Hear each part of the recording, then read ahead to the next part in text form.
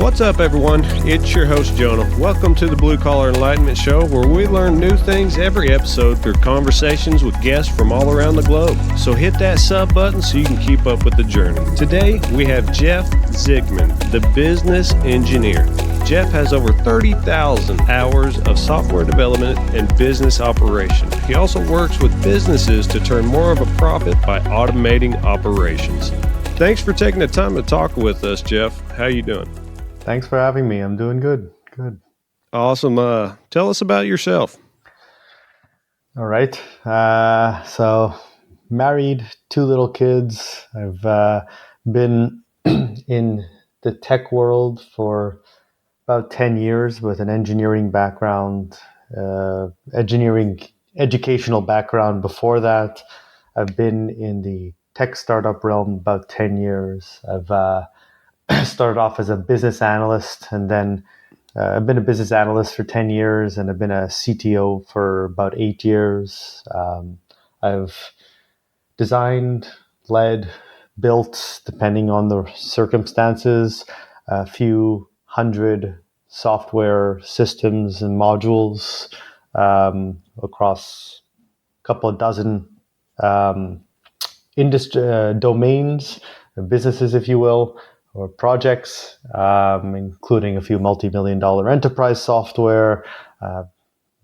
Pretty extensively done almost most, or if not all, parts of the software cycle. And I also have 2 tech companies currently, and I do some I do consulting with businesses and startups now, depending on what the needs are. With profitable businesses, I help to optimize their businesses to make them run more profitably with less resources.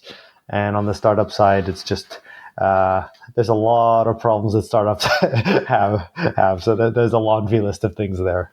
Yeah, there's always a learning curve when you're trying to start up a business, huh? Yeah, and the learning curve is even higher when it's software or when it's tech.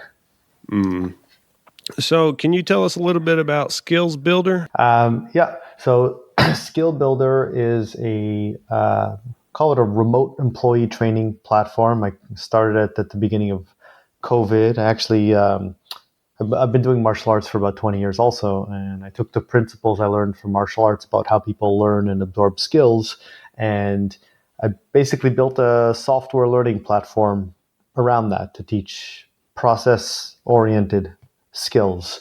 The majority of people have not, it takes, you have to, in order to learn, you need to learn how to learn. Like if you haven't learned how to learn things, it's going to be hard to pick up new things. That's why the majority of people take a long time learning new things, and it's very hard. It's because they have not learned how to learn. I learned how to learn both from engineering and also from martial arts, where over time, over years, you learned how to learn.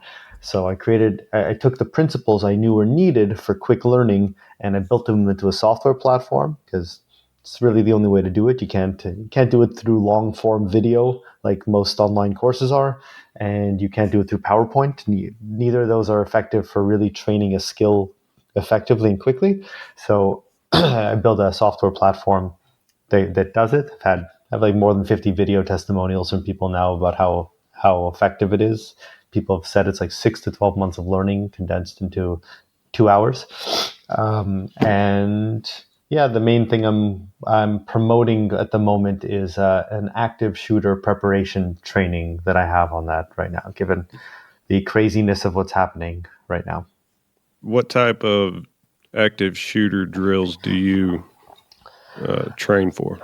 So it's less about drills specifically as much as I partnered with a former Department of Homeland Security trainer in active shooter training. Who he had trained over 5,000 people on sort of the run, hide, fight principle.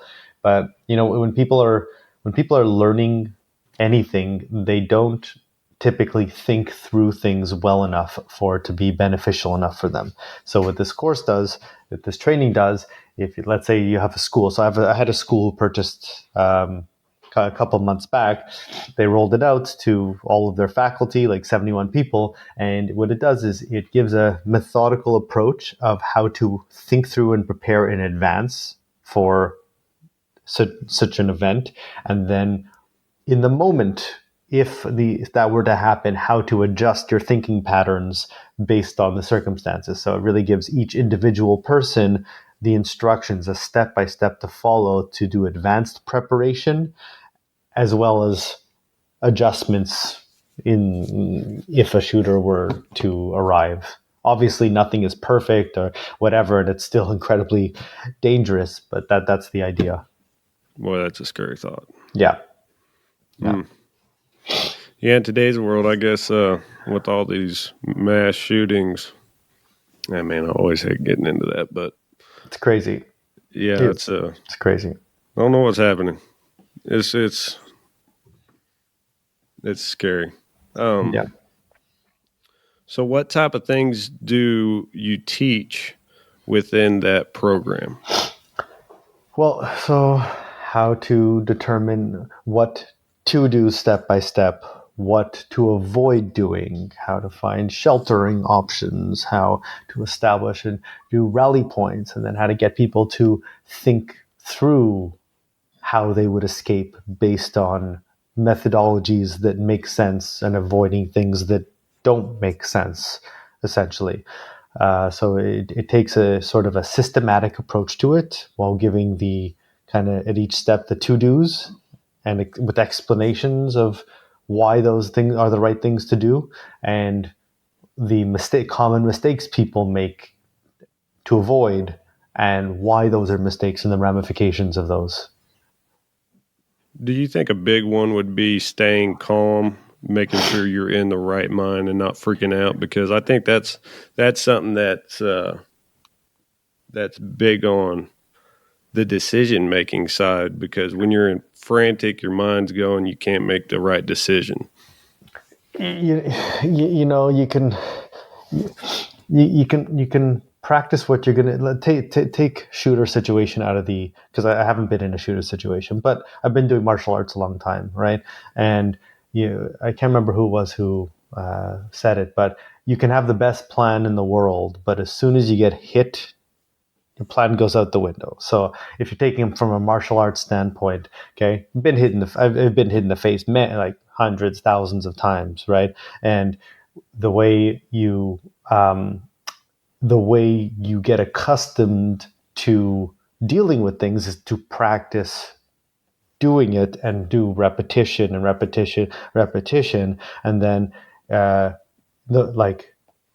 when you first have somebody's fist coming at your face, you're gonna be panicked. Doesn't matter what you do. But after you've practiced it a lot, you're going to be less panicked. Now, obviously, you're not putting yourself in an active shooter situation to as practice, but when you if the goal is to think through what to do and you think through based on principles that make sense in advance rather than just waiting until the moment happens and based on a discussion that a police officer came and lectured everyone on once 6 months ago. But if you're not going to remember anything that happened from there. But if you've actually gone through the exercises of thinking through things thoroughly in advance and you repeat that and you plan, then doesn't mean everything's going to be perfect, but that means you're going to have gone through a lot of things in your mind beforehand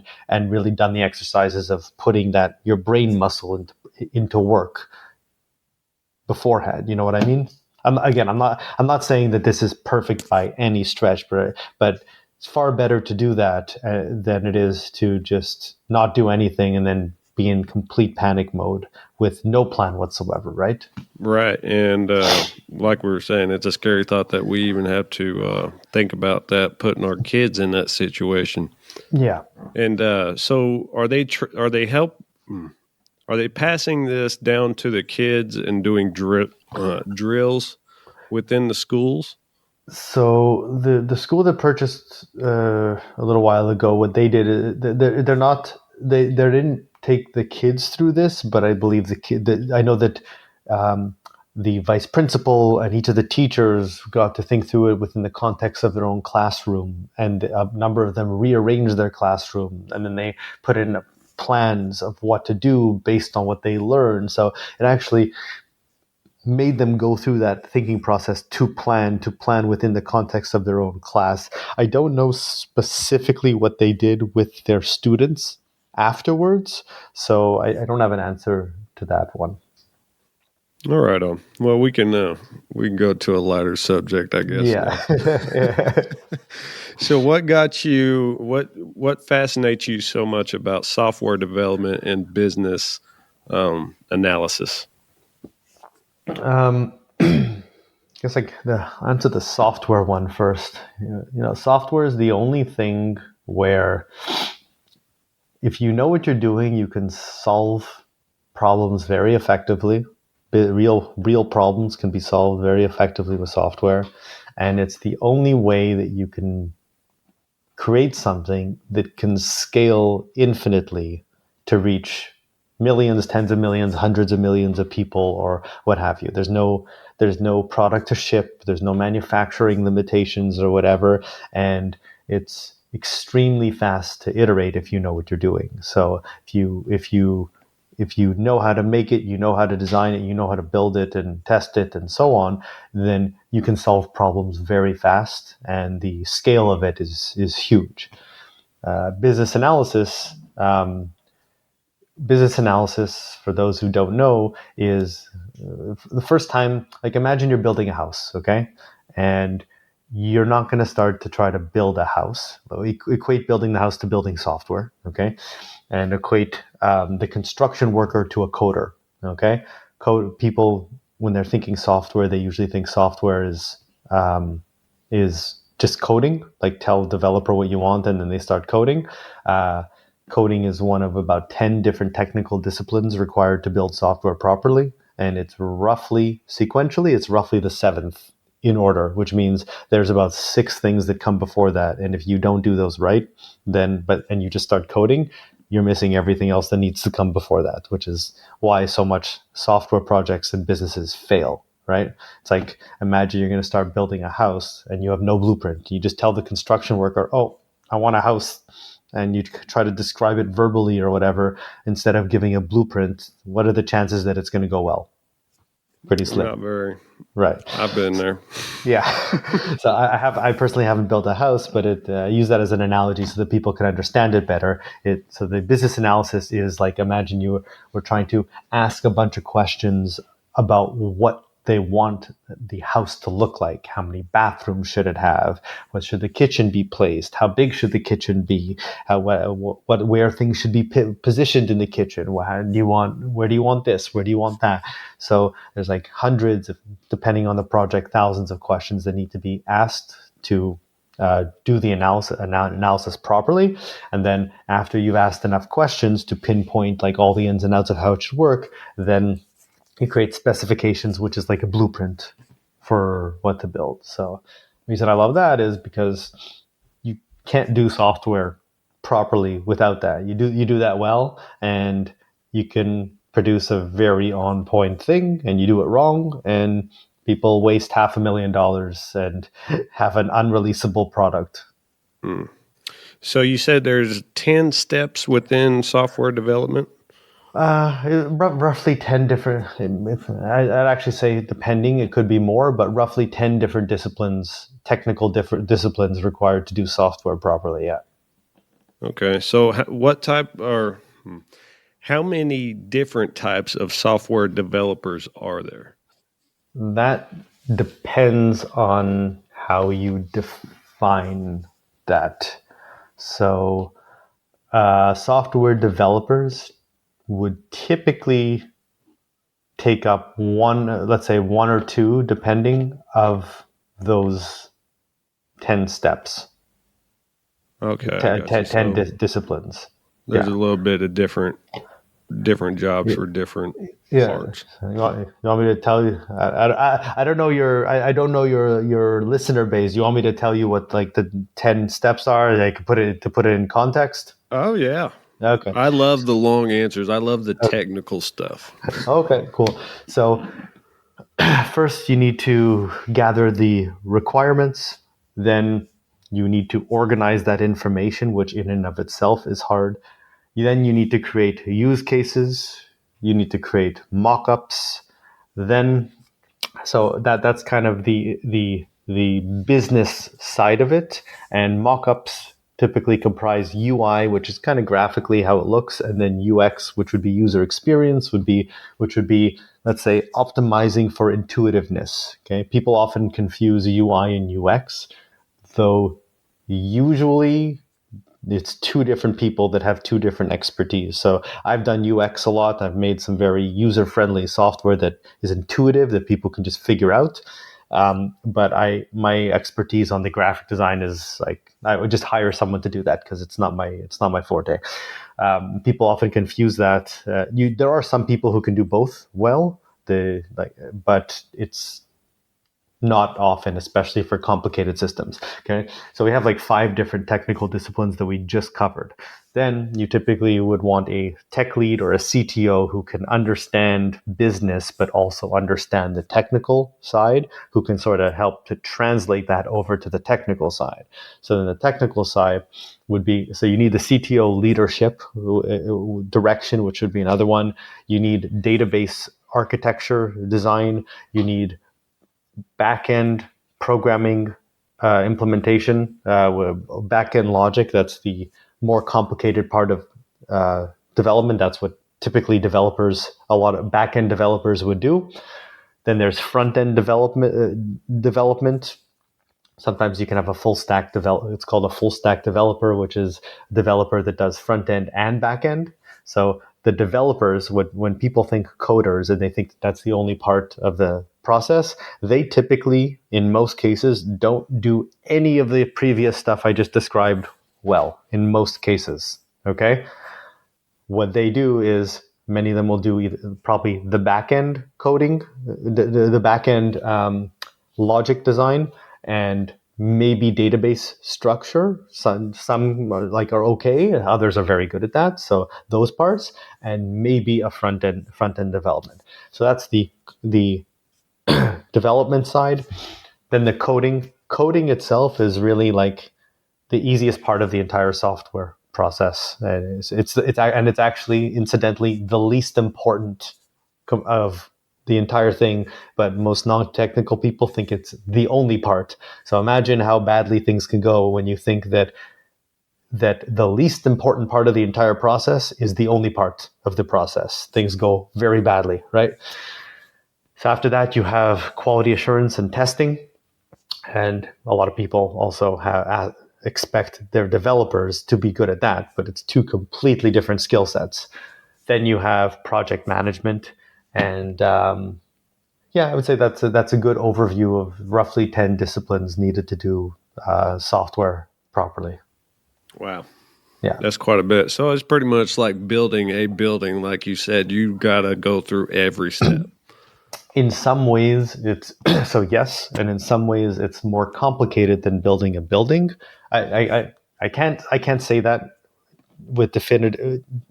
I've never built a building. Okay, I built software, but what I do know is that the difference is that software is much more inconcrete.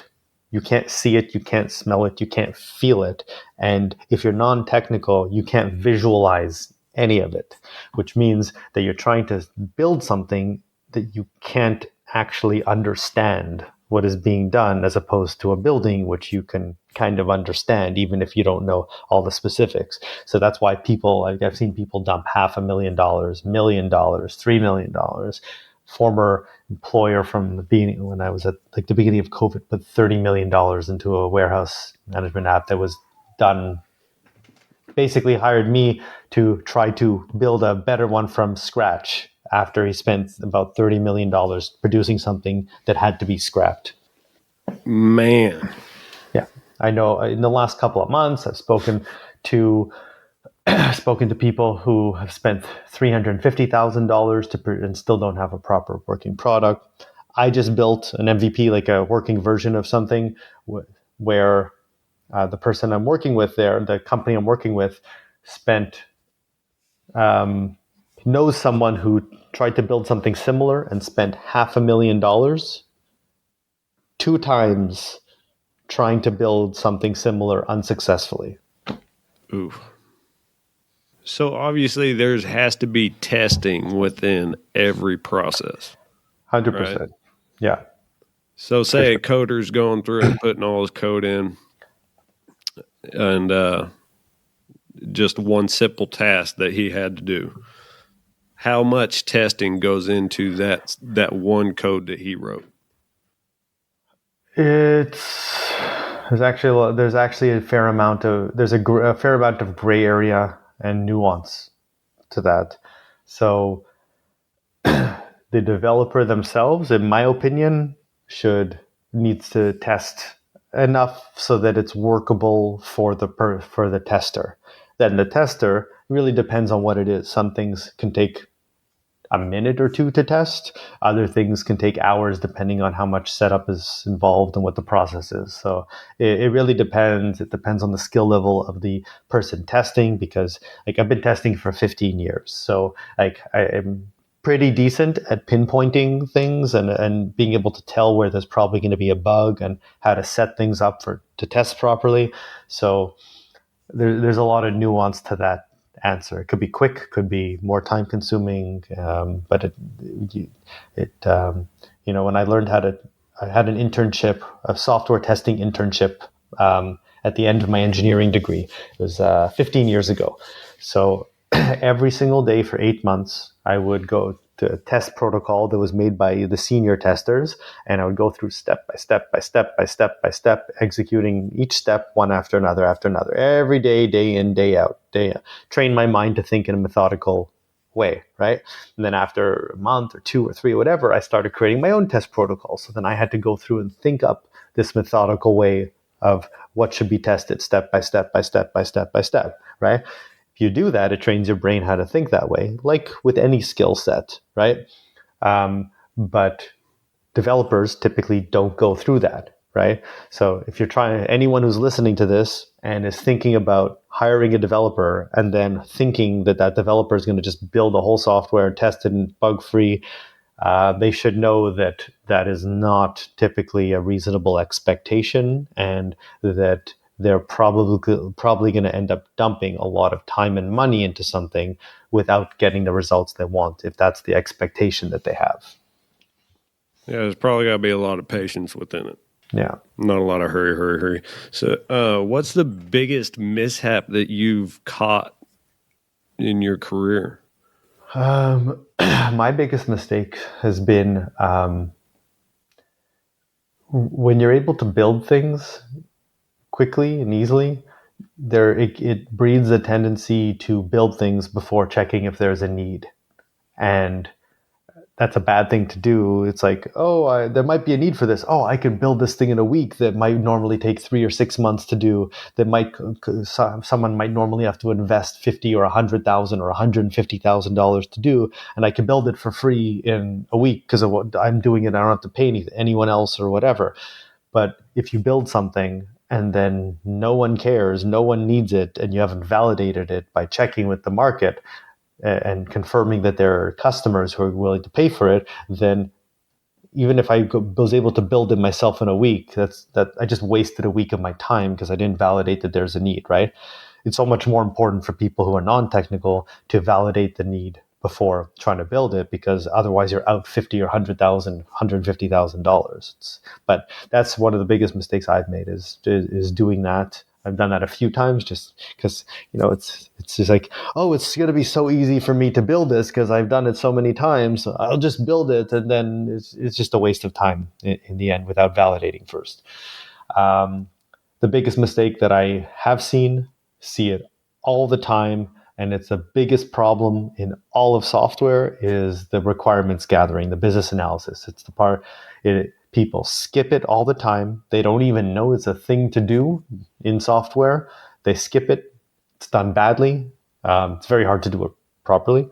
And when you skip that, it creates a ripple effect through the whole thing, and things takes 6 months to get done that should get done in 2 months. And then after 6 months, you find out that, oh, we built a whole bunch of the wrong stuff. And then they have to spend another 3 months or 4 months breaking things down and trying to rebuild it, only to find out, oh crap, with this, the same thing happened and have to do it again. And you go through the multiple iterations like this because you never did it right the first, you never got the right picture at the beginning.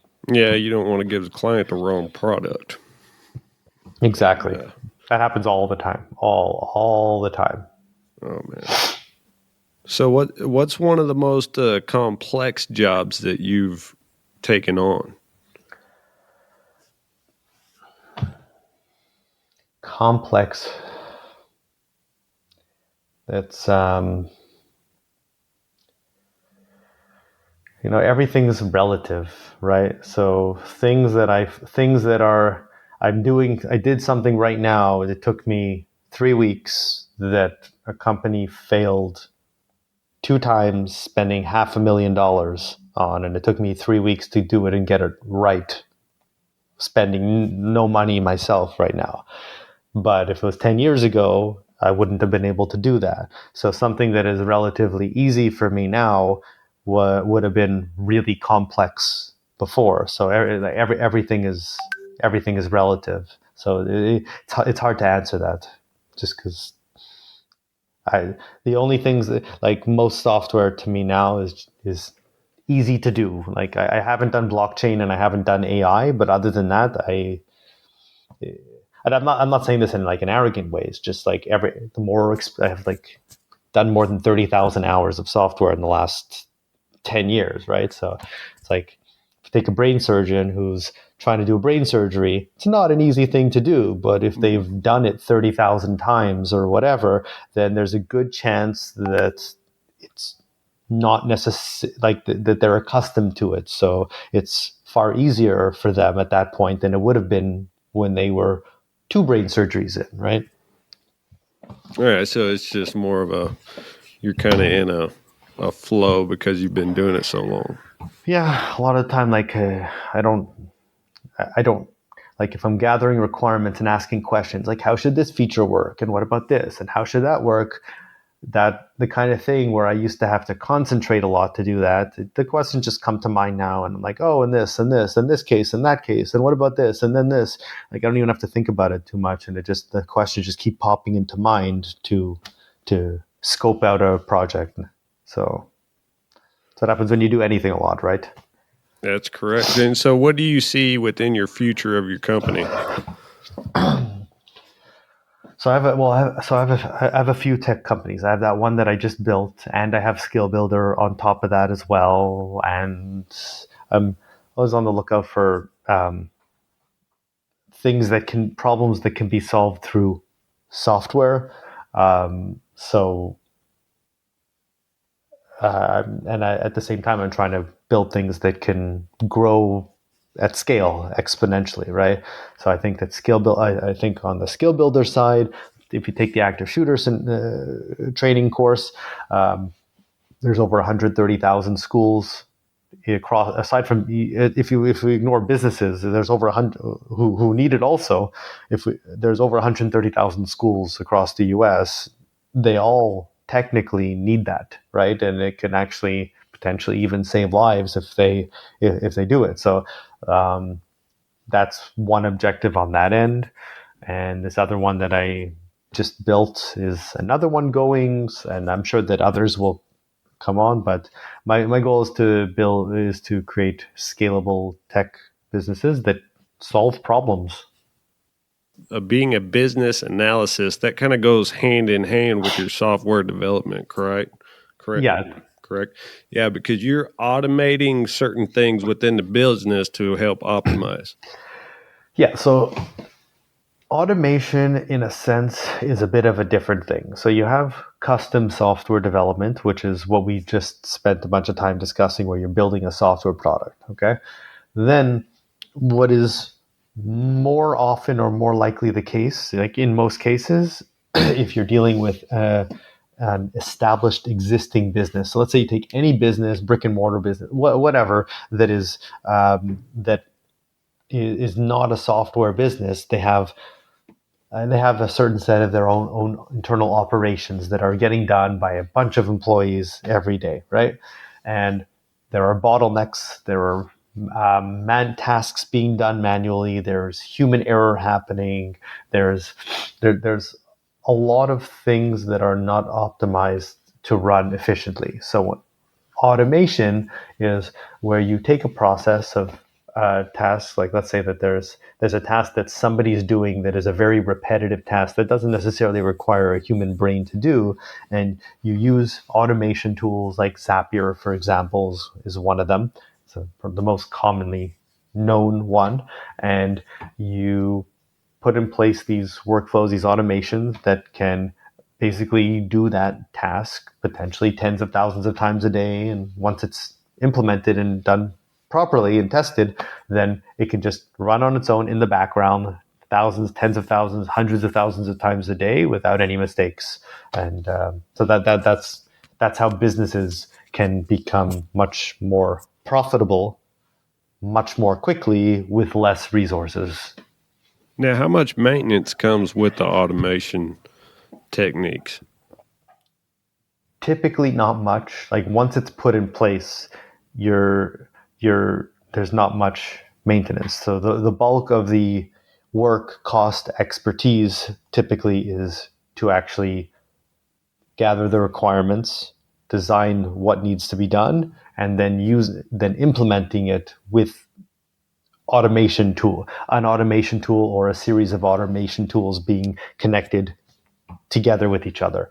Once that's done, assuming that it's done well, which it may not be, but assuming that it's done well, then it could potentially be no maintenance. So like my client who's one of my clients is the one of the largest providers of self-storage real estate in Canada here, and there was one part of his business where they're using a system that collects Google reviews from tenants that move in. Okay, so one of his senior people had to upload a spreadsheet every month of people moving in.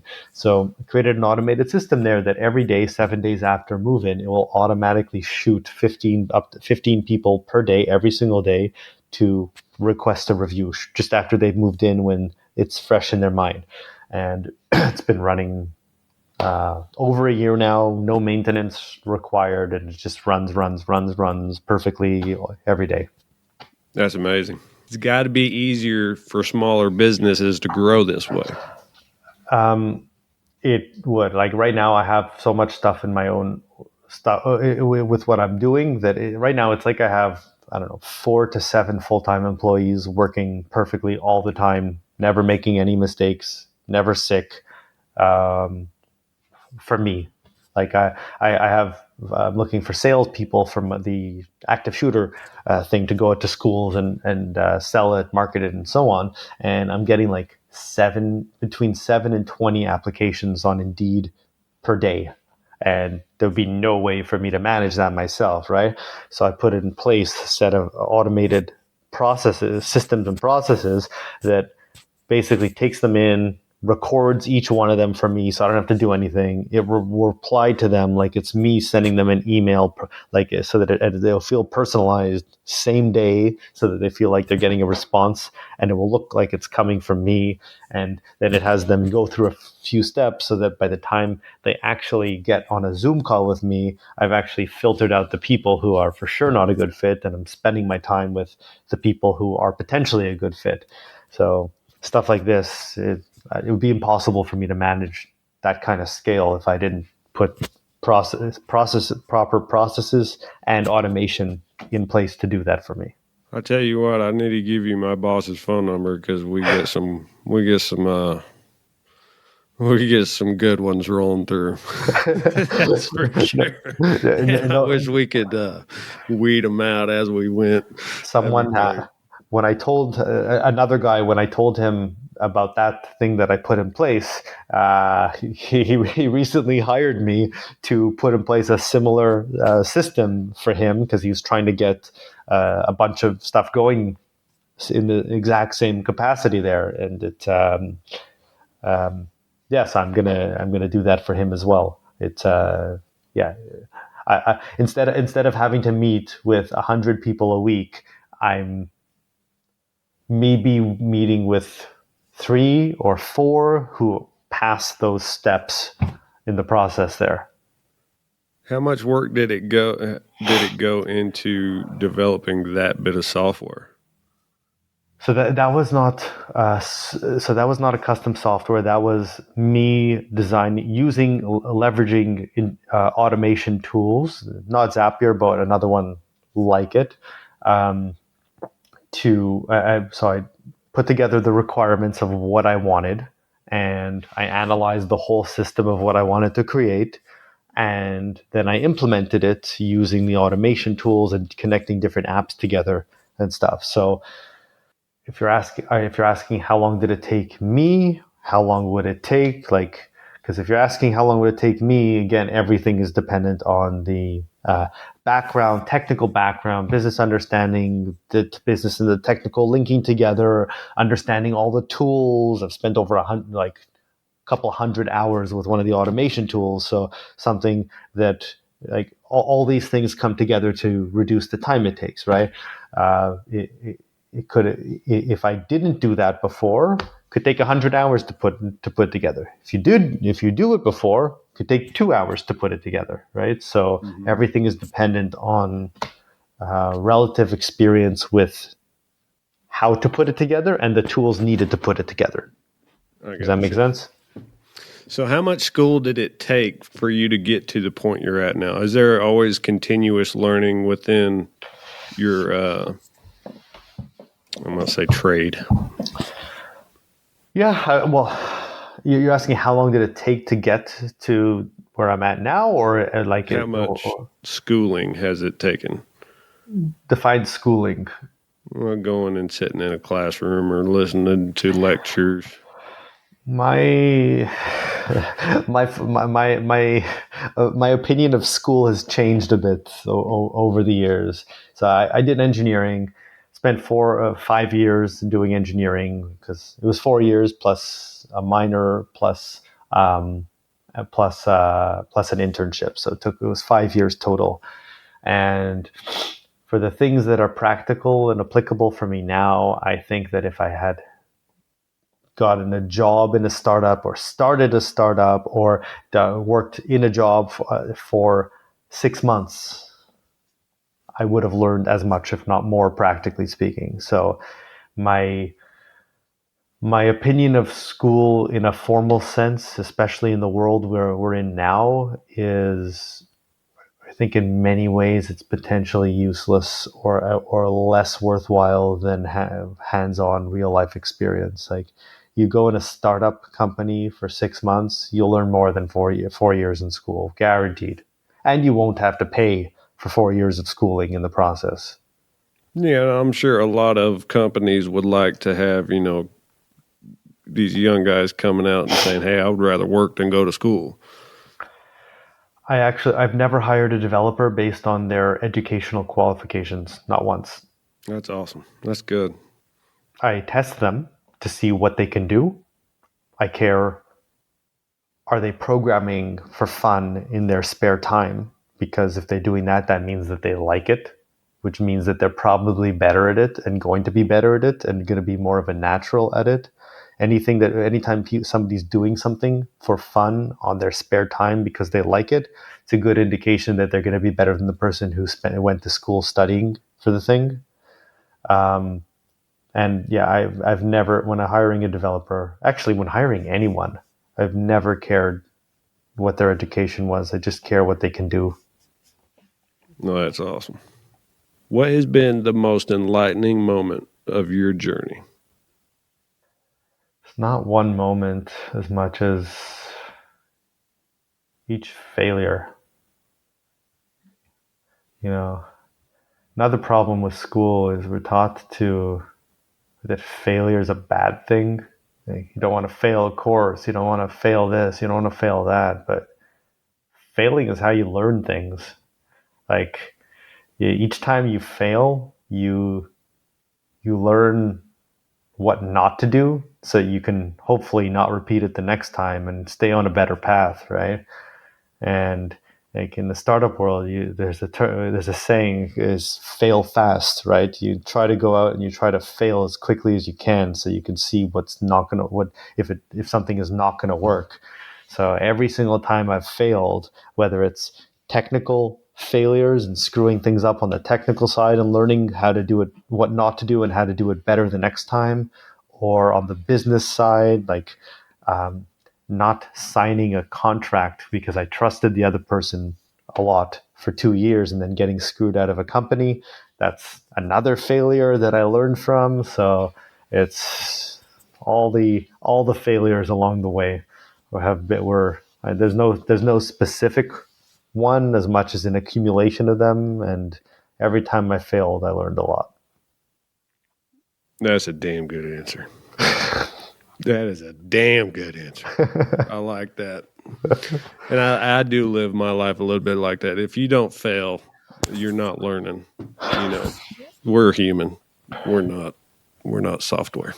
Yeah, the key, like, yeah, people need to get out of the idea that failing is bad, because like I could fail 10 times. If I get one successful startup company, I can retire if I wanted to. You only need one success.